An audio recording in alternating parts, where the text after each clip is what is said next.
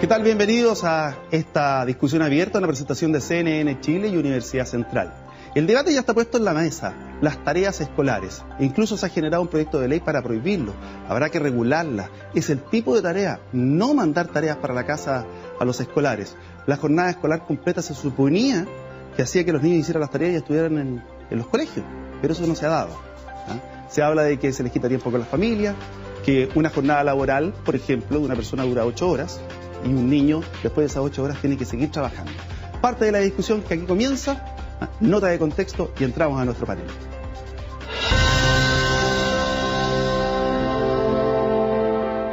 En Chile, como en otras partes del mundo, se inició el debate acerca de si es necesario prohibir que los colegios manden tareas a los estudiantes. En varios países la discusión ya se instaló y en algunos esta materia está regulada. El caso más emblemático es Francia, donde se prohibió por decreto en 1956 las tareas para la casa a los estudiantes de la educación primaria. En Finlandia, que ostenta los mejores resultados en educación a nivel mundial, el tema no está regulado por ley, pero en la práctica las tareas son muy reducidas y no toman más de 10 a 20 minutos diarios a los escolares. En nuestro país, la discusión pública ha surgido a raíz de un par de iniciativas parlamentarias que apuntan incluso a prohibir las tareas y al mismo tiempo por una campaña levantada en redes sociales por el movimiento La Tarea es Sin Tarea, que busca poner fin a lo que ellos definen como el agobio de los estudiantes que pasan casi todo el día en el colegio en una jornada escolar completa y deben además dedicar varias horas a seguir cumpliendo deberes escolares en sus casas. Este movimiento se hace la pregunta: ¿qué adulto aceptaría estas condiciones de trabajo? Es decir, terminar su jornada y tener que seguir trabajando con la obligación de entregar el resultado de su trabajo al día siguiente. Se asegura que las tareas impactan en la familia, dificultando que los padres que trabajan todo el día puedan disfrutar con sus niños, aumentan el estrés de estos y también para algunos especialistas pasa a ser un factor de desigualdad, porque en la sala de clases todos los estudiantes están en las mismas condiciones. En cambio, en su casa se penaliza a aquellos cuyas familias tienen menor capital cultural o se encuentran más solos. Los defensores de estas obligaciones señalan que con una prohibición de este tipo se terminaría dañando la autonomía de los colegios y que si las tareas están bien pensadas y en función de las habilidades de los alumnos, permiten desarrollar iniciativas y hábitos de estudios que ayudarán en el futuro a desarrollar un trabajo planificado y organizado, habilidades indispensables en la vida adulta. Frente a este debate cabe preguntarse: ¿son necesarias las tareas para el proceso formativo de los niños? ¿Existen otras técnicas más útiles para generar los mismos resultados?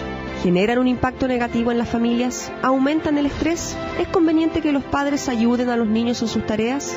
¿Y qué pasa con aquellos que no pueden hacerlo? Estas preguntas y muchas otras abordaremos con nuestro panel en la discusión abierta de hoy en Actualidad Central.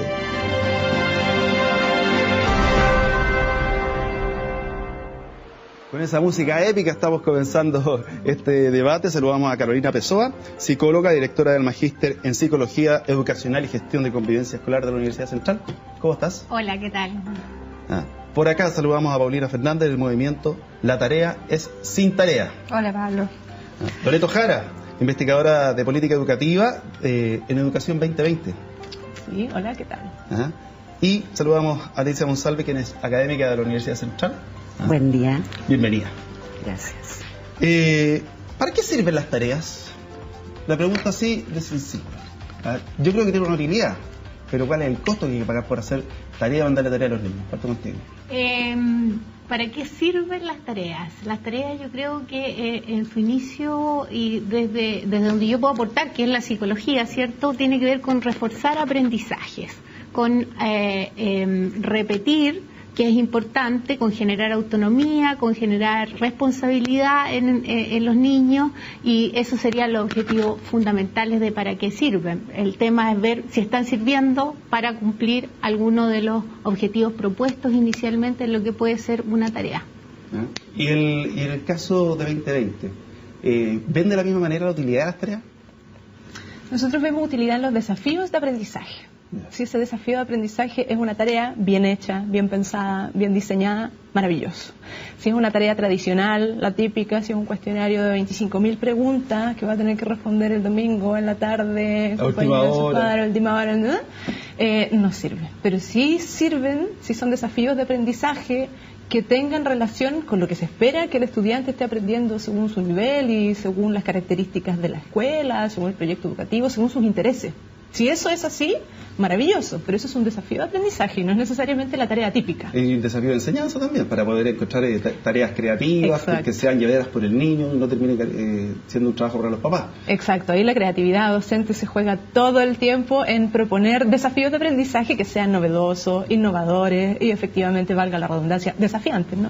Paulina, ¿por qué no más tareas? Bueno, nosotros respecto de para qué sirven las tareas también hacemos una distinción. Las tareas nosotros decimos que se deben hacer, pero se deben hacer dentro del colegio y sobre todo en el contexto del sistema educacional chileno, que ya contempla suficientes horas académicas, más que cualquier país del promedio OCDE. El promedio OCDE es de 921 horas anuales y nosotros estamos sobre las 1.205 horas en promedio. Entonces nosotros decimos, sí, hagamos tareas, pero hagámoslo en el colegio, en el contexto del sistema educacional chileno, no en la casa. ¿Y por qué? Porque en la casa se producen distintos factores que aumentan la desigualdad y tampoco favorecen una dinámica de aprendizaje muy positiva para los niños. En este caso, en la casa, los niños no están acompañados de profesores. No todos los papás somos profesores y podemos ayudar a los niños. Por lo tanto, ¿qué tan eficaz es esta tarea que se desarrolla en la casa? Y por otro lado, también el tema que habla también Pamela de la creatividad, de la innovación, etcétera. Las tareas que se están mandando en los colegios en este minuto son tareas estandarizadas. Se les mandan las mismas tareas a todos los niños, ya sea que tengan o no tengan dificultades de aprendizaje, pero a diferencia de las tareas que los niños pueden hacer en el colegio, no están supervisadas por un profesor. Por lo tanto, nosotros nos cuestionamos, sinceramente, cuál es la utilidad de estas tareas, cuando también hemos revisado bastante evidencia internacional que dice que el aumento en el aprendizaje y en el rendimiento de los niños es bastante poco versus todos los perjuicios que ocasionan tanto en la salud mental de los niños como en la dinámica familiar. Leticia, ¿cómo lo ven ustedes desde el punto de vista de no más tarea o es el tipo de tarea? Yo creo que efectivamente tiene que ver con el tipo de tarea. El profesor tiene que ser un sujeto desafiante, ¿cierto?, que lleve a los niños a tener el deseo de buscar más información de la que le estoy entregando en este momento en la clase. Cuando un profesor, ¿cierto?, creativamente logra que el estudiante se motive para querer saber más acerca de lo que está aprendiendo, esa es una tarea efectiva. Y en ese sentido, la tarea cumple absolutamente el objetivo. ¿Y esa no es una situación ideal, que es muy difícil que se dé? Absolutamente ideal, pero ¿por qué difícil? Porque de repente los niños en su entorno familiar, lo conversábamos fuera de cámara, a veces en la familia no hay importancia al estudio, los papás están trabajando, entonces no hay quien les exija o los guíe. Entonces por eso es una situación ideal, pero además uno como, me imagino que como profesores ustedes tienen que competir con un montón de otras cosas. Les salió competencia, sí, claro. Les salió el internet, les salió el wifi, hay muchas cosas más entretenidas que llegar a hacer tareas y mucho más fáciles de digerir. Se lee poco porque están todo el día viendo videos. Sí, claro, efectivamente esas herramientas debiéramos usarlas a favor y no en contra. Claro. No son un juego en contra, al contrario, yo creo que son herramientas que a nosotros nos sirven, ¿cierto?, para que los alumnos puedan buscar. Es más, si le pudiéramos dar una tarea que tuviera que ver, ¿cierto?, con ingresar a las redes desde su celular o desde la tablet o lo que sea, perfectamente podría ser realizable. Y esto no segrega a nadie. Los chicos son tremendamente creativos. En la primera infancia ellos van a buscar la forma de encontrar la información. El tema está en cómo el profesor cautiva a ese niño para que quiera saber más de lo que aprendió hoy. Perdón, Leticia y Pablo, acá hay un tema que es muy importante, que es la sobredosis de horas académicas que están teniendo los niños. La misma Ley General de Educación contempla y reconoce la educación informal como una manifestación de la educación. Si nosotros tenemos 8 horas en el colegio, más tareas para la casa que están dirigidas por el colegio, por los profesores, ¿en qué minuto el niño descubre o juega o en el fondo tiene esparcimiento o busca sus propios intereses? Porque si ya están 8 horas, 9 horas en el colegio, más estas tareas dirigidas por el profesor, ¿en qué minuto se explota su creatividad? sus intereses. Además, porque los colegios mandan tareas día sábado y día domingo, y además mandan tareas para las vacaciones de invierno. Entonces, esta educación informal, que está reconocida por la Ley General de Educación, no se está respetando. Entonces, ese es el tema que nosotros, decimos nosotros, en el sistema del contexto, o sea, del sistema educacional chileno, no se está dejando espacio para educación informal, que es tanto más importante que la educación formal para el desarrollo de los niños. Carolina, la hora de descanso, porque, a ver, una de las cosas que es el descanso no solamente es dejar de trabajar a cierta hora. Bueno, idealmente a las 6 de la tarde una persona debiera dejar de trabajar. Pero el hecho de estar con la preocupación te evita que te desconecte. Por ejemplo, si me mandan tareas para las vacaciones de invierno, no me dejan desconectarme del tema. Así es. Y la desconexión es importante para descansar. Así es. Por último, para que los niños hagan lo que quieran. Hagan deporte, por ejemplo. Mira, yo creo que ahí tenemos que ampliar un poco la mirada. Y la mirada, y ahí está centrada en la alianza de lo que es familia y escuela. Ambos son agentes socializadores que no pueden transitar por veredas paralelas.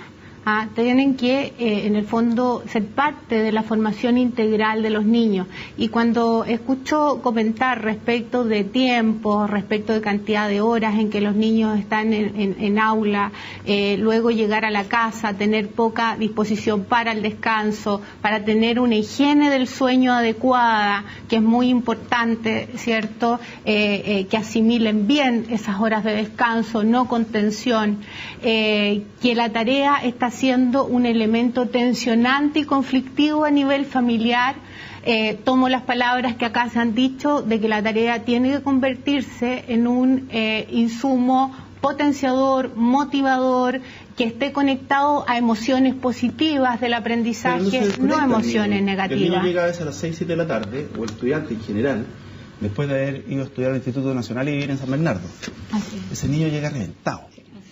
Y llega muerto sueño, muerto hambre también siempre.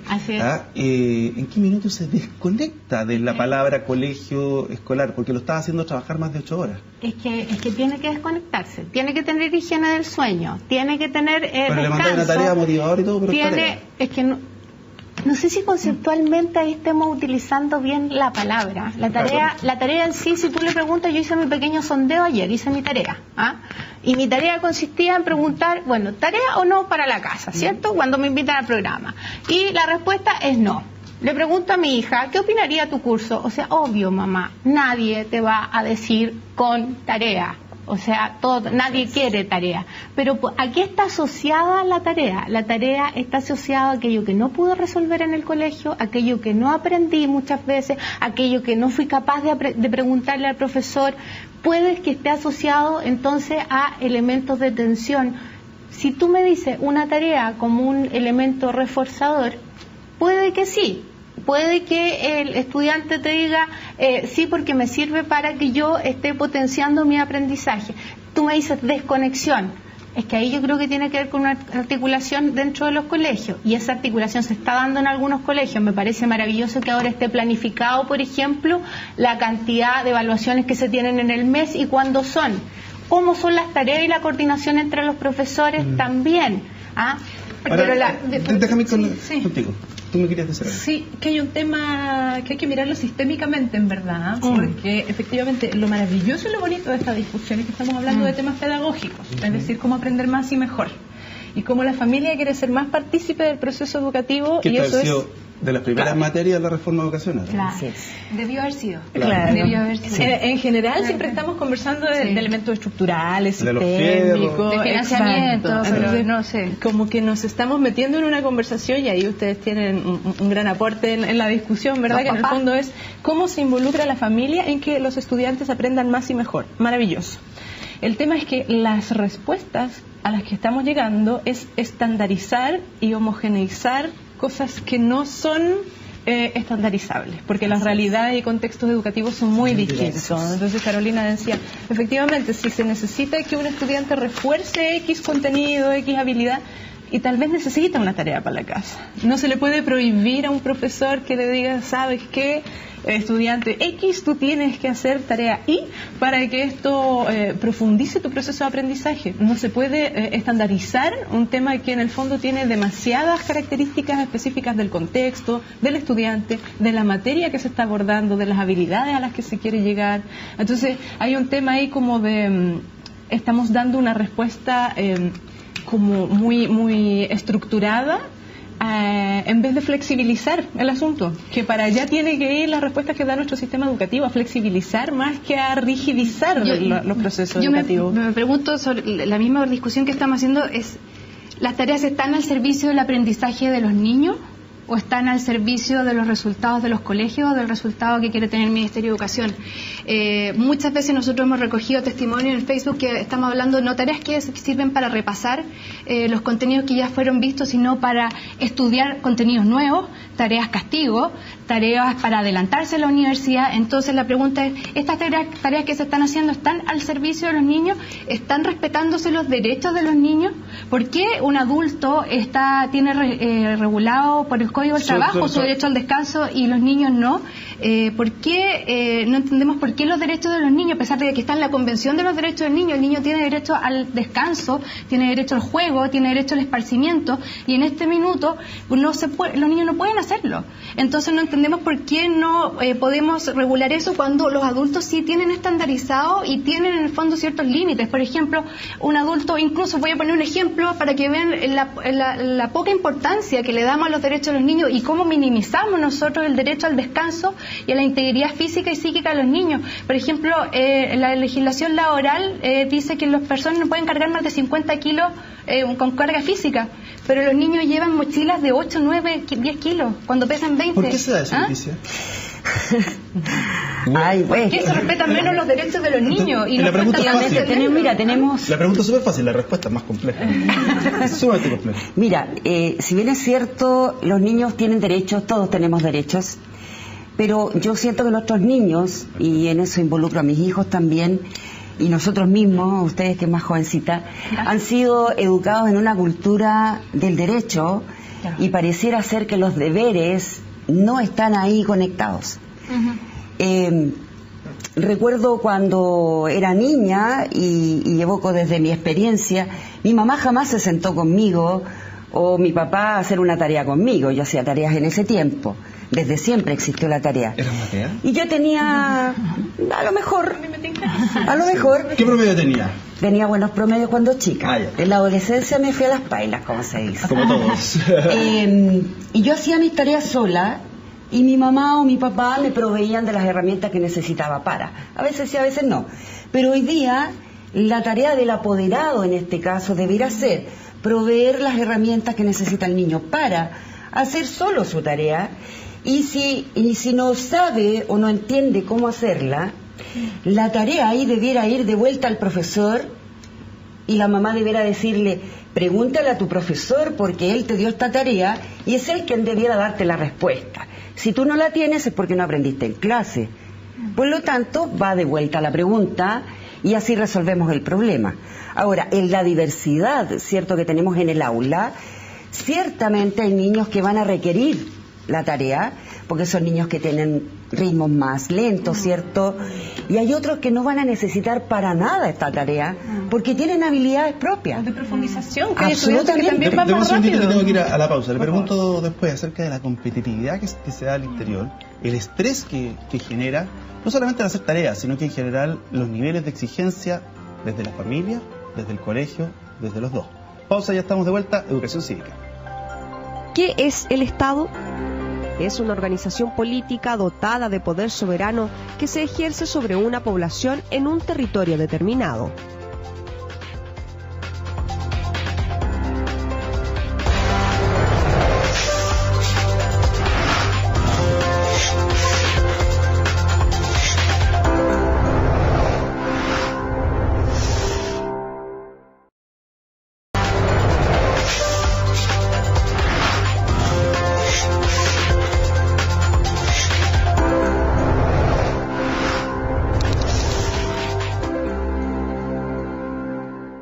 La verdad es que yo encuentro que las tareas para la casa para los niños no son buenas, porque ya tienen cierta cantidad de tiempo en el colegio, hasta las, no sé, 3, 4 de la tarde, inclusive unos cuantos que tienen más tiempo todavía en el colegio, y llegan a la casa a hacer más tareas, y yo creo que es casi esclavizante tanta tarea. Me parece que no es muy útil. Es mucho mejor que los niños tengan una rutina de estudio en la casa, no más allá de 15 minutos. Pero tanta tarea todos los días y el fin de semana son eternas, no. Los desmotiva más que motivarlos. Yo creo que las tareas escolares son útiles en la medida que crean un hábito de estudio, pero no deberían ser tareas que no duraran más de 15 minutos, pero en el fondo que acostumbren al niño de alguna manera a estirar un cierto espacio de tiempo a crearse un hábito y aplicar, finalmente, o sea, estudiar. Serían útiles si fuera una jornada corta, pero como jornada larga creo que ya no corresponde. Para nada, porque al final trabajan los papás. Yo creo que son útiles, pero en su justa medida. No que los niños pierdan de jugar por hacer tareas. No, por ningún motivo, por algo se impuso la jornada escolar completa para que el niño estudie, haga sus cosas en el colegio. Y ahí el profesor tiene la obligación de enseñar ahí en el colegio, porque en la casa, ¿quién le hace las tareas? La mamá y el papá. Y el niño no aprende nada. Sí, yo creo que sí, para preocupación de la mamá que no trabaje, que esté preocupada un poco más de él, para cariño, para muchas cosas sirve, porque antiguamente se hacía. Entonces uno se da tiempo para todo, para estarle enseñando, la ala, el palote, todo lo que fuera. Entonces creo que es bueno, sí. Hay que flojear más, sino que futuro vamos a tener.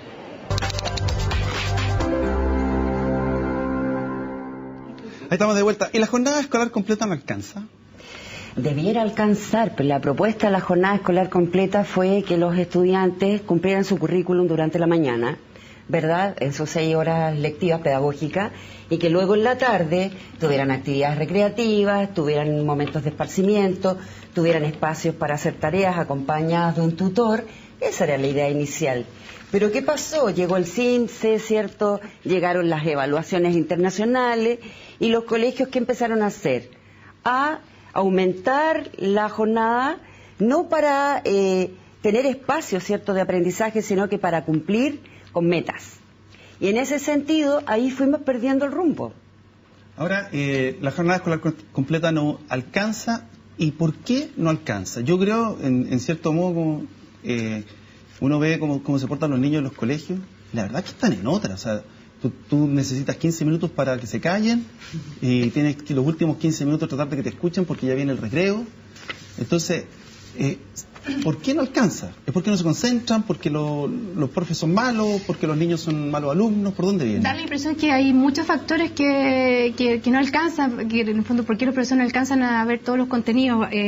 Nosotros hemos visto frecuentes quejas de los profesores que hablan de una malla curricular muy abultada, y además de gran cantidad de alumnos que están dentro de la sala de clases.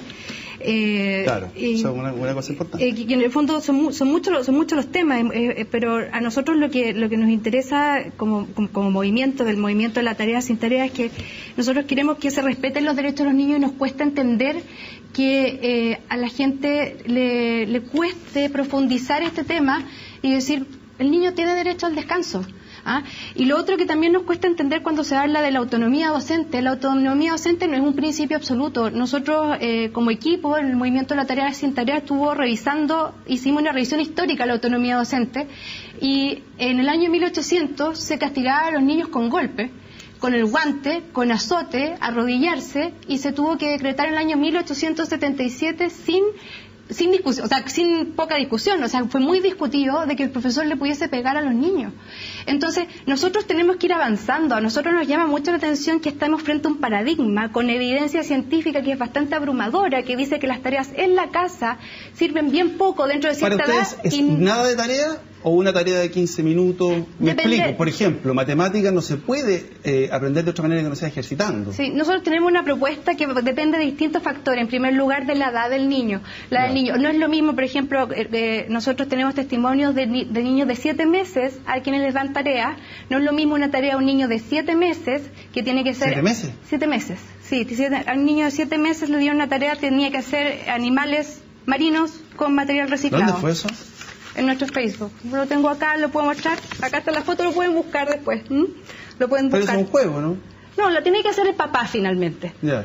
La explicación de la tía de la sala cuna era para que se involucrara, porque después viene el colegio, ¿no? Y después viene después el jardín, viene el colegio. Entonces, ¿las tareas están al servicio de los niños, sí o no? Yo creo que no. Ahora, la pregunta, ¿por qué no alcanzó la jornada escolar completa? ¿Fue mal diseñada?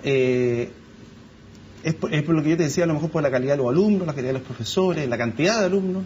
No, es porque tenemos una estructura demasiado tradicional en la cabeza, básicamente. Las instituciones escolares están pensando que la tradición, la excelencia, el éxito académico se consigue haciendo más de lo mismo, que es en el fondo estructuras de clase tradicionales, donde refuerza ciertos contenidos y ciertas áreas del saber que se supone que son más importantes por sobre otras.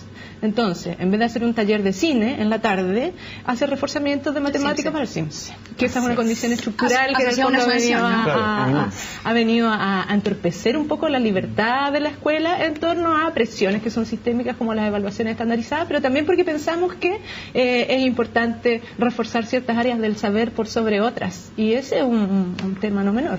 Fíjense que hay otro elemento también que me parece importante destacarlo acá, que tiene que ver con que los profesores básicos hoy día, el profesor generalista, ya no es tan generalista, sino que se está especializando. Hoy día en las escuelas está el profesor de primero básico, que históricamente era el que hacía lenguaje, matemáticas, ciencia, historia, arte, ¿cierto?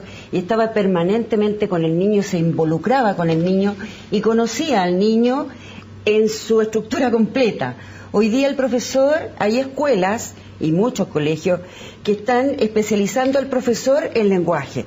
Entonces este profesor hace lenguaje en 2, 3, primeros, cuarto, 4 primeros básicos de una misma escuela y no logra esos tiempos para alcanzar a conocer efectivamente a sus alumnos. Correcto. Entonces, ¿qué pasa? Si yo no conozco en su totalidad, como dice el marco para la buena enseñanza, debo saber conocer a mis estudiantes, saber cómo aprenden para poder trabajar efectivamente con él. Aquí no se cumple esa misión. Peor. Entonces, nosotros necesitamos volver a esta escuela donde el profesor generalista está la mayoría del tiempo con sus niños, porque los conoce, sabe cuánto avanzan, sabe cuánto aprenden y si requiere o no requiere más tiempo. Y lo otro, con esto termino, es que si hay muchos profesores en un mismo curso, cada uno va a mandar su propia tarea. Así el niño en la tarde se va a encontrar saturado porque tiene que cumplir con el profesor A, B, C y D. Y si no hay coordinación, no hay comunicación, efectivamente estamos terminando en un caos. Yo insisto en lo mismo. ¿Por qué crees tú hoy día, en el año 2016, que la jornada escolar completa no alcanzó? Y me baso en lo que uno ve en el día a día como ciudadano común y corriente, no especialista para nada en educación y menos en estudio, bien porro, que los niños están en otra. Entonces, ¿con qué compite el profesor? Lo había preguntado antes, me gustaría la mirada psicológica tuya. Yo estoy de acuerdo con que da el compromiso de jornada escolar completa, debiésemos no tener las tareas, dado que fue un compromiso que se adquirió y por lo tanto como adultos debiésemos los niños, ¿verdad?, entender que cumplimos, porque eso es parte de una enseñanza innegable que debemos transmitir. Ahora, cómo se está estructurando esto o cómo se traspasó hacia lo que tienen que hacer los profesores dentro del colegio, yo creo que ahí estamos al debe en la formación también de profesores, de docentes.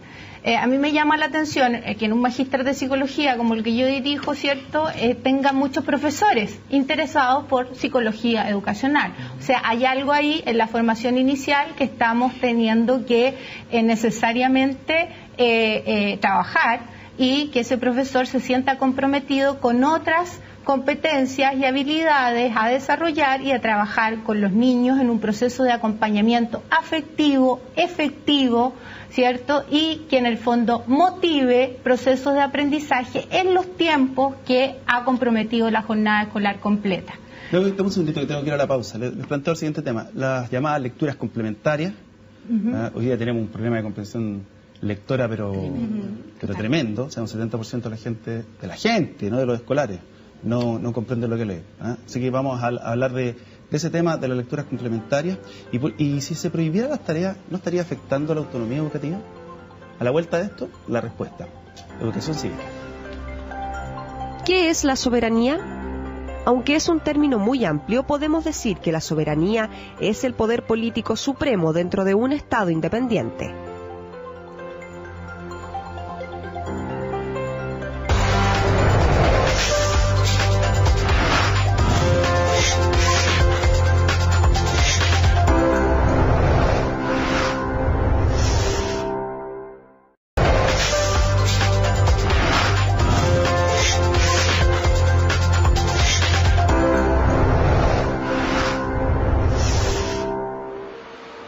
Mire, ya estamos de vuelta. Les preguntaba yo a nuestras panelistas, porque soy bienaventurado entre todas las mujeres hoy día, ¿ah?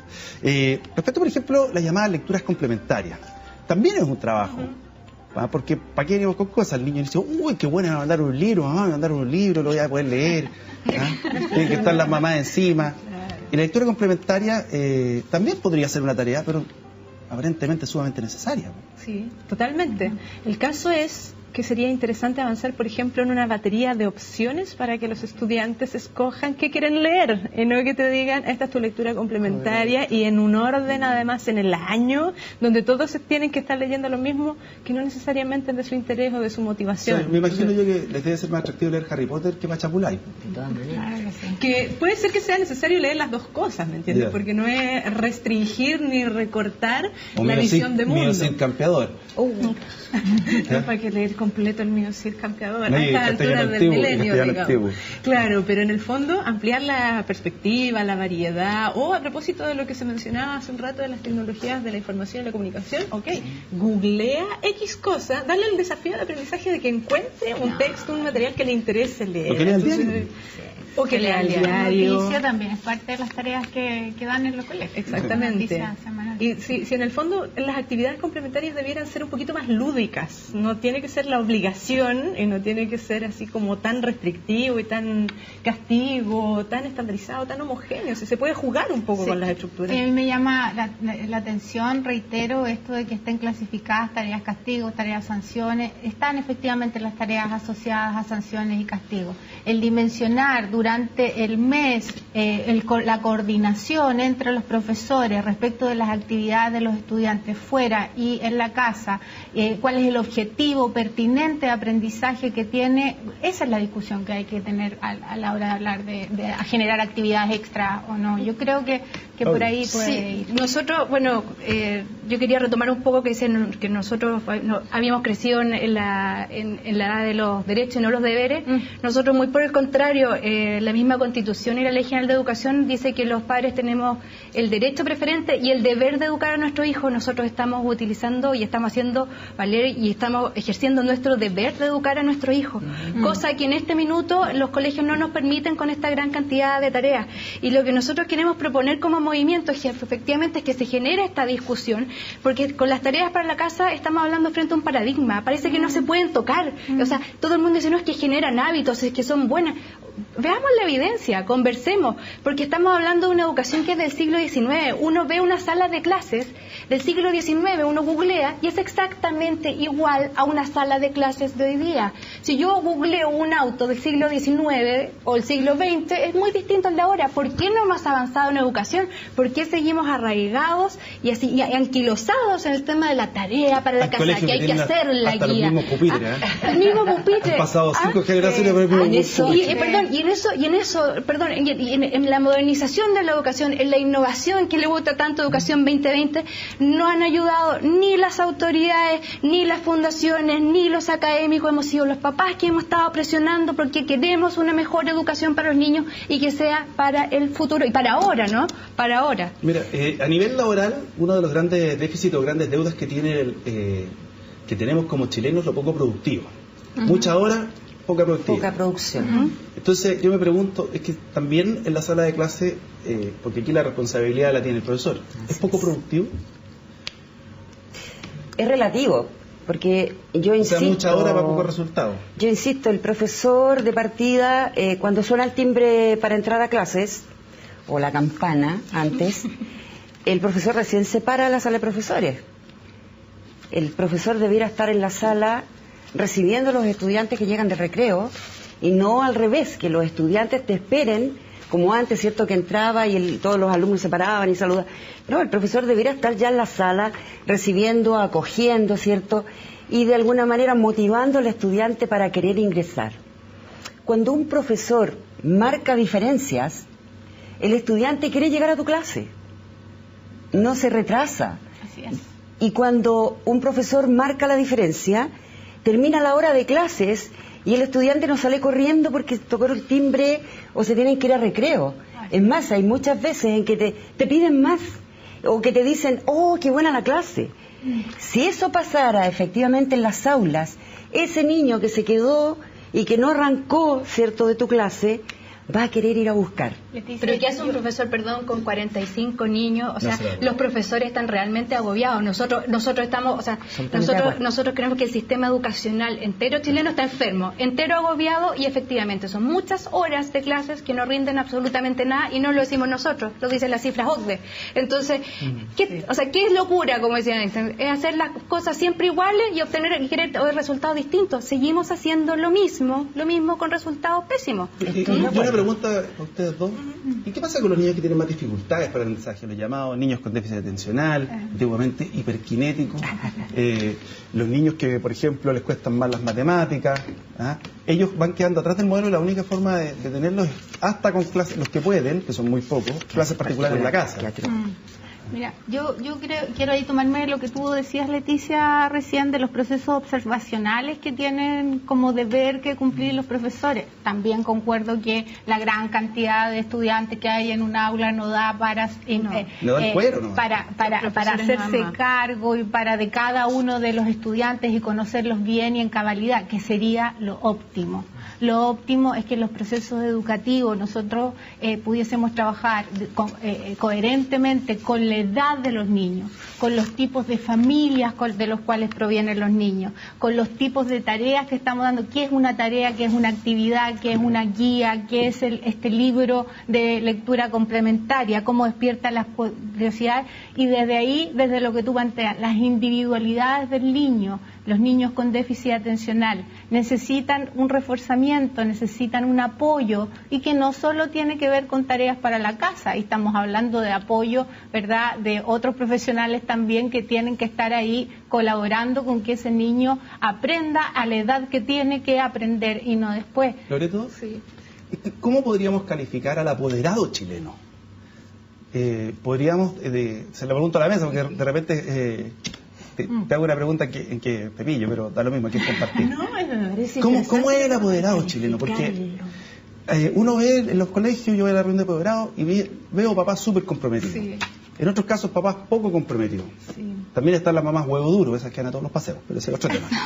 Helicóptero también, hay unas mamás helicóptero. Claro. Entonces, ¿cómo es el apoderado chileno? ¿Es un apoderado comprometido? ¿Es un apoderado que va solo a las reuniones de apoderado? Que ni siquiera va? ¿Cómo lo podríamos calificar el prototipo del apoderado chileno? Efectivamente es bien diverso, sí. Va a depender muchísimo del contexto, de las características de la familia, del estudiante, de qué tan comprometidos están. Pero yo creo que estamos teniendo crecientemente niveles de mayor involucramiento en la actividad de aprendizaje de los estudiantes. Aquí tenemos una muestra, es cierto, así como del nivel de compromiso y de participación y de cómo tú quieres involucrarte y participar. Los papás. A las mamás en general. Sí, pero se están metiendo más los papás. Se están metiendo un poquito más los papás, que antes no se veían, y eso habla también de un cambio en la consolidación de nuestra sociedad chilena también. Es que chilena mujer, y multicultural, además. Porque por otra parte, la mujer, como trabaja también, tienes que ir, como papá tienes que ir. Claro. Sí, ahora, nosotros en nuestro grupo de Facebook somos 91.000 personas, y de los 91.000, bueno, la gran cantidad son apoderados. Y son 91.000 personas que están desde el 18 de abril, o sea, muy pocos meses, y nosotros lo vemos muy comprometidos. O sea, realmente los papás quieren generar un cambio en la educación de sus hijos. Pero lo que pasa es que no existe la instancia en que los papás puedan hablar, porque cuando uno va al colegio y dice, y plantea la pregunta, por ejemplo, quiero menos tareas, o ¿por qué me da este trabajo? La respuesta es súper simple. Te dicen, si a usted no le gusta, usted se va. Se cambia de colegio. Y eso pasa no solamente en los colegios particulares, sino que también pasa en los municipales y en los particulares subvencionados. Si a usted no le gusta, usted se va. Que también tiene que ver con la rigidización de las estructuras y las formas de participación a las que estamos acostumbrados, que ahí el espacio típico es la reunión de apoderados, donde también hay que innovar en las formas en que eso se hace. Si los papás quieren participar de mejor manera en los procesos educativos de sus hijos, pues démosle las herramientas para que lo hagan de alguna manera. Entonces, claro. Aquí la directora me dice que va a cambiar la reunión de apoderados, que haya pisco sour, que voy a ir a una pausa, después quiero preguntarte respecto al rol que tienen los padres en las casas, porque es diferente cuando hay un acervo cultural de determinadas características que cuando no está. Además de la disposición del padre.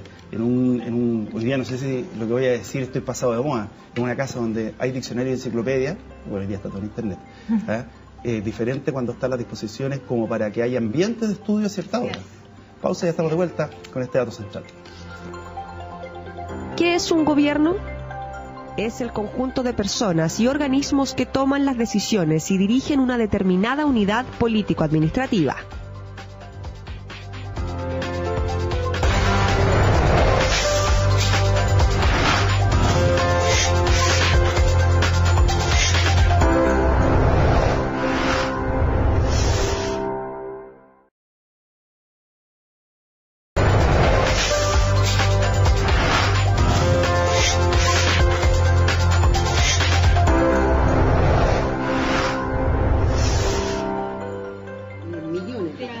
Estamos de vuelta, les quiero dar un aviso. Dice, con el fin de potenciar la investigación en el ámbito de la bioética, la Facultad de Ciencias de la Salud de la Universidad Central inaugurará el próximo viernes 4 de noviembre, o sea, este viernes, un nuevo centro de bioética, el cual operará en el marco del programa de bioética.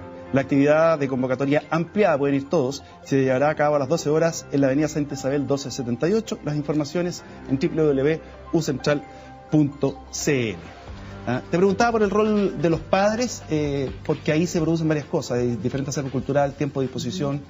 Y tú dijiste algo en la pausa. No hay peor profesor que el papá. No hay peor profesor que el papá y no hay peor profesor que un profesor hacia sus hijos. Claro. Yo creo que uno es muy buen profesor con otros, pero con los hijos creo que es el peor. Los papás no debieran hacer tareas. Los papás están destinados a acoger, a conversar, a crear espacios, ¿cierto?, de juego dentro de la familia, a sentarse a tomar once, ponte tú, y no sé, jugar a tirarse migas de pan, por último, pero a crear un espacio, ¿cierto?, entretenido dentro de la familia. Esos espacios hoy día no existen, podría asegurarlo. Las familias más acomodadas, los papás están tan interesados, ¿cierto?, en producir y en cumplir con compromisos que prácticamente en las casas no están. Quienes están en las casas, las nanas o los abuelos, que no se hacen cargo de aquello porque tampoco son responsables de eso. Y por otro lado, tenemos las familias, ¿cierto?, más vulnerables, donde algunas mamás a veces trabajan, otras no, que están en casa, pero que tampoco tienen las herramientas para trabajar con sus hijos. Y en ese sentido, la tarea no es tarea del apoderado. Tengo una cosa, pregunta para las tres, para que sea bien cortito, que ya nos está pillando la hora. Tú lo dijiste, y se me estaba quedando el tintero. Salud mental de los niños a raíz de todo esto. Bueno, salud mental, nosotros nos encontramos con cifras bastante alarmantes. La prevalencia de trastornos mentales en Chile de los niños entre los 5 y los 9 años del 27,8%. Y si vemos la prevalencia de trastornos mentales en Chile de las personas entre los 20 y 64 años es 22%. Realmente tenemos la salud mental de los niños en Chile, está en la UTI, el trastorno de déficit atencional. Somos el país que tiene niños con mayor cantidad de trastorno de déficit atencional. ¿Qué es esto? ¿Qué es lo que estamos haciendo? ¿Qué tipo de adultos vamos a tener en el futuro? ¿Hay adultos con déficit atencional en todo caso? Hay adultos, claro, pero en el fondo estamos sobre cualquier medida en el país. Sí. También hay que ver la salud física, lo que los adultos nos llaman como colon irritable. También está pasando con los niños, la obesidad, porque los niños no tienen tiempo para jugar, no tienen tiempo para correr. Entonces, ¿qué pasa con...? ¿Y quieren jugar y quieren correr? No sabemos, porque parece que realmente el tablet están tan cansados que no quieren hacer nada después de 8 horas de clase. ¿Para ti? Yo creo que el aburrimiento atenta contra la salud mental de cualquiera, de niños y adultos. Entonces, si las estructuras escolares lo que siguen haciendo es fomentar algo tradicional, estático y muy maqueteado, eso atenta contra la salud mental de cualquiera. Por lo tanto, lo que hay que empezar a hacer es atreverse a jugar, que los niños jueguen en la casa con sus papás y que se entienda que el juego es también un espacio de aprendizaje básico, pero también que las escuelas se atrevan a jugar con los tiempos, con los espacios, con las asignaturas, mezclar cosas para que esta flexibilidad aporte precisamente a la felicidad de los estudiantes y de sus profesores. Carolina, tú eres psicóloga, salud mental. Los adultos estamos reproduciendo un modelo de estrés y de ansiedad con los niños, producto de nuestro propio estrés, nuestra propia ansiedad, nuestros propios tiempos breves que tenemos en la vida para disfrutar, para la emoción, para la satisfacción y la felicidad. Yo creo que ahí tenemos que acentuar la mirada respecto de las cifras. Hoy en día que los niños tienen una alta cifra de salud mental no esperable, a diferencia de otros países que no es tanto, por ejemplo, el déficit atencional. Creo que ahí estamos en un diagnóstico un poquito errático en muchos casos y que tiene que ver con las condiciones en las cuales están en algunos colegios los niños, y hay cero tolerancia a el movimiento, cero tolerancia al niño un poquito más hiperactivo, que no necesariamente tiene ni déficit atencional ni hiperactividad, sino que los diagnósticos de los pies son pero infladísimos, no están asociados a subvención. Los chicos hoy día son multifocales, los chicos hoy día tienen su atención demasiado diversificada. Los chicos hoy día son capaces de capturar cualquier información. Ellos están chateando, pero tú les hablas y te contestan asertivamente. Oye, ven tele y el computador al mismo tiempo. Absolutamente. Pero nosotros hemos recibido muchos testimonios de colegios en que los castigos son dejar a los niños sin recreo. E incluso colegios que tienen poco espacio físico, que no los dejan jugar fútbol ni los dejan correr y le hacen caminatas intelectuales. Entonces un niño... ¿Cómo una caminata intelectual? Caminatas intelectuales, que para que vayan repasando, en vez de jugar fútbol, como cuando uno chico jugaba al pillarse, los hombres pillan a las mujeres, esa cosa, en vez de eso, caminatas intelectuales para repasar lo que vieron en clase. Entonces un niño que lleva 1 hora y media estudiando, escuchando a un profesor, un niño de 10 años que no puede correr, que no puede jugar, evidentemente va a ser diagnosticado con déficit atencional. Siglo XIX. Tú estás diciendo lo que se debe ver como una oportunidad para el niño, lo estamos poniendo como una sanción. Exactamente. Estamos mal. Carolina, ahí tienes la cámara 3, tienes 30 segundos para decir lo que tú quieras. Esto es libertad de expresión. Ampliar la mirada, transitar por veredas conjuntas, familia, escuela, el apoyo, escuchar lo que la escuela quiere de las familias, y las familias también poner su punto de vista de acuerdo a cada una de las realidades. Son realidades distintas, estamos hablando de niños distintos, por lo tanto tenemos que poner acento en poder sumergirnos en cada uno de esos niños y poder hacernos cargo también responsablemente desde la educación de sus vidas, tanto como de su educación. Loreto, ahí tienes la cámara que está al centro, toda tuya. Muchas gracias. 30 segundos para lo que sí. ¿Qué queremos desde Educación 2020? Queremos innovar para aprender. La otra cámara, la que está ahí. La 3. Allá. Allá, ¿para qué me cambié la cámara? Me tenía la cámara. Noche, me la cambió. No importa, las vamos 3 de nuevo, cámaras. 30 segundos, la cámara número 3. Desde Educación 2020, ¿qué es lo que queremos? Queremos innovar para aprender. Innovar desde las grandes estructuras hasta lo que pasa en la sala de clase y en otros espacios de aprendizaje. Queremos, más que reglamentar lo que tiene que suceder con el trabajo del profesor, lo que puede efectivamente atentar contra su autonomía, lo que queremos es reflexionar respecto de lo que sirve más para que los estudiantes y las estudiantes de Chile aprendan más y mejor. Queremos que la escuela desestrese a todos quienes participan allí y recuperar la noción del aprendizaje como una aventura, como un desafío y como un espacio para el crecimiento personal y de nuestra sociedad. Paulina, ahí sí, cámara del centro.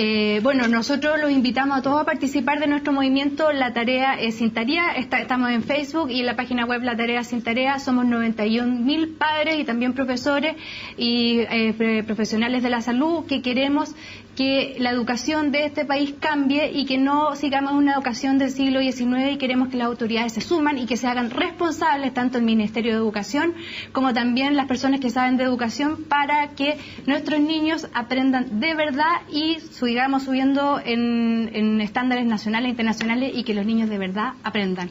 Leticia, ahí la cámara del centro. 30 segundos. Desde la Escuela de Pedagogía y la Formación Inicial, un llamado a los profesores a que se atrevan a jugar. Los niños, desde que nacen hasta los 9 años, son absolutamente lúdicos.